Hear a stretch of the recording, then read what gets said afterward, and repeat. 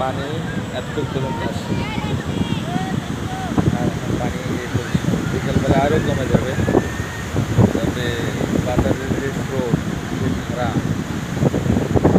নিশ্চিত মৃত্যু ছাড়া আর কিছু। এখানে অনেক প্রবল দিক ছিল, এগুলো সব পানিতে ঢাকা পড়েছে।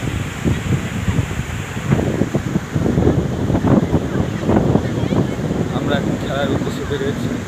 আমার টিম সামনে নীল গেঞ্জি পরা।